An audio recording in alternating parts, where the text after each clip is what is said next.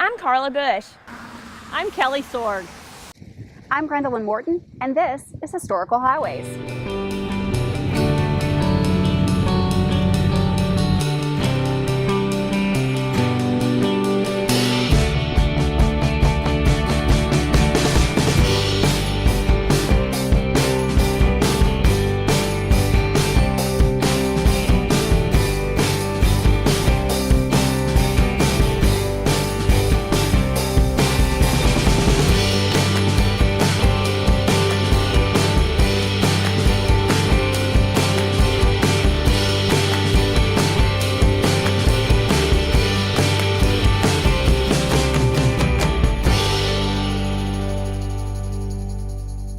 For our first marker, we are in Maysville, Kentucky in Mason County, just off the banks of the mighty Ohio River. The marker we have here depicts the life of Kentucky's very own Rosemary Clooney. Rosemary, there was something about the Ohio River that she really loved. She was my second phone call I received after winning Miss America.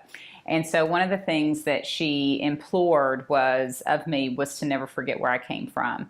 And so when we had the chance to reinvest in Augusta, and a little bit in Maysville as well, we chose to do so because that's what Rosemary did. She was never shy about saying where she was from. She never really said, oh, just near Cincinnati, which I love Cincinnati too, but she was always adamant to talk about Augusta and Maysville. Rosemary is the daughter of Marie Frances and Andrew Clooney Jr. She's also the sister to well-known politician Nick Clooney and the aunt to George Clooney. Rosemary's pretty funny. She had a very dry sense of humor, and I feel like having the museum in her honor, she would, one, think I was crazy. She would probably look at me and say, what are you doing? You know, she really liked to be a little reserved in her private life, certainly, and I'm sure, you know, as I now know, of course, as well, people can be very invasive, so you really cherish a little bit of that more behind the scenes downtime. Rosemary was well known for her singing prowess, and in 1951 she hit the big time with her hit song, Come On to My House. Other hits followed, including This Old House, Hey There, and Mambo Italiano. Rosemary went on to star in many films, the first of which are The Stars Are Singing. It premiered here in 1953 at the Russell Theater. The next year, she filmed White Christmas with Bing Crosby. White Christmas is arguably the most popular Christmas movie of all time. I know there are others out there, but as a veterans and military advocate, it's really the only military Christmas movie out there. You know, it starts during World War II. It ends with, you know, paying homage to General Waverly. And to me, it is the quintessential meaning of patriotism. And it was in that golden era of Hollywood. And Rosemary, with a lot of people that come to the museum, that's what they know Rosemary from, is White Christmas. And while she did other films, White Christmas is sort of the mecca of her movie career. And what's interesting, you know, Vera Ellen, her co-star, was from Norwood, Ohio. George Chakiris, who became famous from this movie, did West Side Story, got an Academy Award, was in Norwood, Ohio. Rosemary spent time in Western Hills in Cincinnati, got her career start really in Cincinnati. So this whole area is pretty interesting when it comes to the stars of White Christmas. 2005 saw the creation of the Rosemary Clooney Museum here in Augusta, Kentucky. We started the process of renovation in 2004. It took us about 6 months to get the downstairs open, and then another probably 6 months to a year to get the upstairs open as well. But yeah, it's been running for a good 14 years as a professional museum. I know collectively we have seen over 100,000 visitors in our time, and for a town like Augusta, you know, 1,400 folks who live here in town, you know, 100,000 visitors, that's a lot. And what's great about the museum is it's added to the economic impact into the community. And Steve and I actually own several other buildings here as well that have other shops in them. And one of the things I love about a town this small is that you can make an immediate impact with even just opening one entity, certainly. So we get bus tours, boat tours, you know, now that it's tourism season and we have festivals, we get lots of boats that come and dock right on the river, and they come to the museum. A lot of senior tours, church tours kind of come this way as well. We do suffer a flood once every 20 or so years, and the threat of, but you know, the river life, it's what Rosemary loved about Augusta and Maysville. So we had actually, when we purchased the house, had reached out to Paramount, let them know, we had some contacts there previously, to let them know we purchased the home, and that it would be nice if they had anything that we could purchase or be on loan from them, just to have in the house in case we had a party, conversation piece. This was Rosemary's living room, and she did entertain here, certainly. We got a call back saying that they had found what they thought was the blue fan from the Sisters number, which is arguably the most famous scene from that movie, because women come in here and start singing Sisters all the time when they see the dresses. But we worked with Paramount to authenticate those fans. One was in disarray, the other one was in good condition, and that became our very first piece here. And then Paramount slowly found other additional pieces as well, and we certainly were very grateful for that. But really now the collection, we actually personally own most of the collection within the museum. So we have the only known and largest White Christmas collection in the world. There are still a few pieces, one in Australia, one in Cleveland, Ohio, that we're still working to get. Some pieces that people are the most requested pieces for us, for the black dress from the Love You Didn't Do Right By Me scene, or her Rosemary's black dress from the minstrel number. We're still searching for those, but this particular room is the most popular room. Well, there are lots of wonderful pieces here in the museum, but one of my favorite pieces is actually a pair. It's the rhinestone gloves that she wears in the Love You Didn't Do Right By Me scene. And what's so funny is George Chakiris came here a few years ago during his 50th anniversary of West Side Story, and he helped us sort of do a showcase of the museum. And he was talking about being on set, filming that scene with Rosemary in those gloves. You'll never watch the movie the same again, because her hands are really stiff in that scene, was because he said she hated those gloves because they are pave rhinestone, which means they have metal backings coming through the material, and they just kept catching on everything. She'd lay her hands on his shoulders and it would catch, and her fingers, they would kind of catch together. But they're beautiful. A little bit of glitter goes a long way. So those are probably my favorite items within this collection. And then we have some original illustrations from Bob Mackie of some costumes he did later on in her life. Although Rosemary traveled quite a bit, her heart always stayed true to Maysville, Kentucky. And in 1999, she launched the Rosemary Clooney Music Festival here in Maysville in hopes of restoring the Russell Theater. And I'll never forget, we were on the Rockefeller tree lighting ceremony during my Miss America year together. And I was up at sort of the grandstand and with the co-host, and she was about ready to perform. And she literally said, "Heather, tell the folks back home, Maysville and Augusta, that we said hello." And I love that she never forgot that. So I've tried to carry a piece of that with me. And she would always dedicate Sweet Kentucky Ham to me when I would be at one of her concerts in New York. And that song is very interesting because it's only on one of her albums, and it talks about being on the road and how lonely it can be. And so it was really cool that she knew exactly what I was going through, because she herself had been there before. Rosemary died June 29, 2002, in Beverly Hills, California. She's buried here at St. Patrick's Cemetery, close to her mother and grandmother. We'll be back after this break to take a look at a prominent house in Lexington, Kentucky.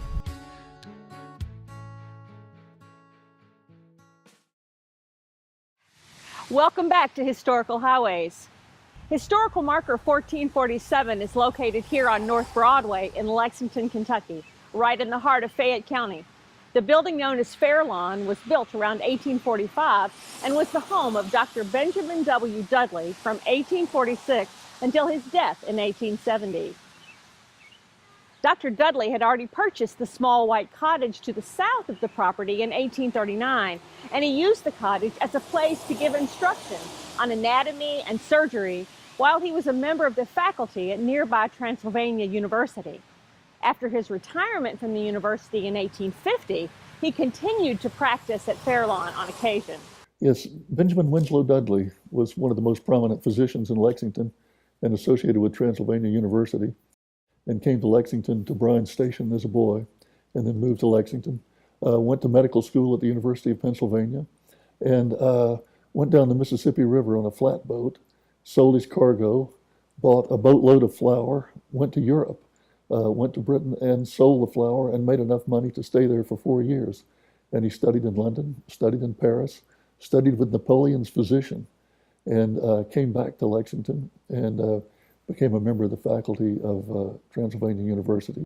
In the 1830s, he buys a cottage here next to the Fairlawn building that we're in now. And I guess he lives there and performs medical procedures there, and then builds this house in 1846. It looks to me like it was a Greek Revival house. If you look at the masonry, it was Flemish bond masonry, which would have been typical of that period. And it has a triple window there in the center, and the door casings downstairs look like Greek Revival door facings, and the mantelpiece in the front looks like a Greek Revival mantel. And so he lives here, and then when he gets old, he moves to Gratz Park. He has a son who owns the Bodley Bullock House, William Ambrose Dudley. He's the president of the railroad, and he dies there in 1870. And in 1874, his family sells Fairlawn. In 1874, Fairlawn was purchased by William T. Withers, a CSA colonel during the U.S. Civil War. Withers transformed Fairlawn into a horse farm, and he became a successful breeder, successful enough to be inducted into the Harness Racing Hall of Fame. President and former U.S. General Ulysses S. Grant and King Kalakaua, the last king of the island nation that is now Hawaii, were both entertained at Fairlawn. When Withers died in 1889, Fairlawn Stock Farm was rumored, in the currency of its day, to be worth $500,000. General Withers is from Cynthiana, and his wife is from Mississippi. And as a young man, he was going to Bacone College in Harrodsburg. And he leaves the school to go fight in the Mexican War. And he's in the Battle of Buena Vista with Henry Clay's son, Henry Clay Jr., who gets killed there. And Withers is wounded there. He takes a shot through the hip and is crippled up badly, but is brought back to Lexington. And he marries this lady that he knew when he was a college student, and she's from Mississippi. He goes down to Mississippi and practices law there for a period. And then the Civil War comes, and he joins the Confederate Army. He was against secession, but when Mississippi seceded, he joins the Confederate Army. And then afterwards, he decides not to practice law. He decides to become a horse breeder and a horse. He's not a trainer, and he doesn't race, but he raises horses for trotting tracks. So he buys Fairlawn in 1874, and he's a rich man. And I'm convinced he came in and made changes in the building, and he made the windows longer. He added metal hood molds over the windows, and he put a long porch across the front, very Victorian. And he put brackets along the eaves. The current owner of Fairlawn is Elizabeth Cruz. Elizabeth continues the transformation of Fairlawn because today she owns and runs the prom and pageant boutique, Miss Pris. When we bought it, there had been a fire in here, so the whole building had to be gutted and started over. So we tried to keep all the historical things that we could, but a lot of stuff was damaged from the fire. The front 4 rooms were pretty much intact, and that was kind of the old part of the house. So the fireplaces, the wood frames, the staircase is all original. Of course, the hardwood floors are not. They were in such bad condition we couldn't save them. There is one section of hardwood floor that we have saved from the original building, but that was all that we could save. The windows also are original, and some of them have like a blue tint to them from the outside that you can see. When we originally bought the house, I was very into what happened here and the history behind it, and I tried to collect everything, which I couldn't find a lot, but there were letters written from this house to the King of Hawaii. Were very interesting to read, and I actually have a couple of those. This is one of the letters that was written from Fairlawn to Hawaii when the King of Hawaii was there. General sent his son there to take care of the horses that they had sold, and so his son was very homesick, so he'd write back and forth, and this is one of the letters that was sent. We were excited to get to take over this building and be the caretakers of such a wonderful piece of history. It would have probably been cheaper for us to tear it down and to start building over, because there were a lot of codes and different things we had to keep when we started renovating. With any old house, there's things, the walls start to crumble every year, so we have someone in here every year doing a little bit of renovation to it. All the plumbing, all the electric, everything was new since there was a fire, so we haven't had a lot of upkeep with that since it was new after we bought the building. We looked at the house, it was just a house. And then when I started getting involved in remodeling it, you started learning more about the history of it. And it is nice that we were able to renovate this house and someone didn't come by and tear it down, because there's such history with this house. And we like to say there was, the King of Hawaii was here, and now we dress queens all over the country. We have Miss America, Miss USA. So the royalty kind of still stays in this house, and we've kept it glamorous after all these years, because I know back in 1850, this would have been a huge house with lots of rich people. They probably had lots of parties here. And now everybody comes here to get dressed for their big parties and their big events. Dr. Dudley was born in Spotsylvania County, Virginia on April 12, 1785, and he died here in Lexington on January 20th, 1870, and he's buried in Lexington Cemetery.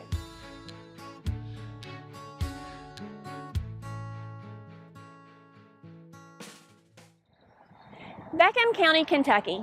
Never heard of it? You're not alone. It was almost Kentucky's 121st county. We're in Carter County, Kentucky at historical marker number 1177, which depicts the short-lived tale of Beckham County. Beckham County was a region that was hoping to be a county because the people of Olive Hill felt like that they really deserved to be the county seat of Carter County, but they decided the best way to make that happen would be to create their own county. So Beckham County was formed, and they were petitioned to the state to be a county. And that was around 1904. Beckham County, Kentucky was officially formed on February 9, 1904, though it was soon dissolved by the Court of Appeals. We'll talk more about the dissolution in just a bit.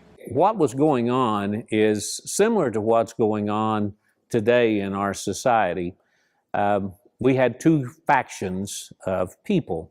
We had what you could call a progressive group, and the progressive group was located in Olive Hill. And Olive Hill at that time had the doctors, they had lawyers, we had the businessmen who ran the community, we had two fully functional brickyards at the time, we had 11 different mining operations that were going on in the area.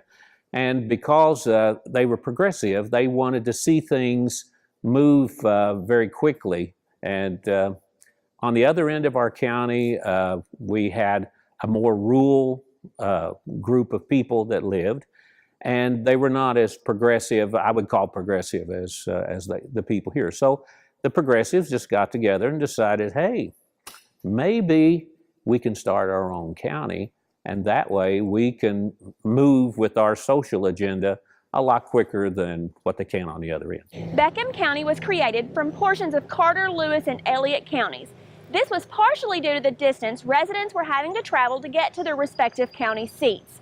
Citizens were also concerned with the rapid pace in which the population in their communities was growing.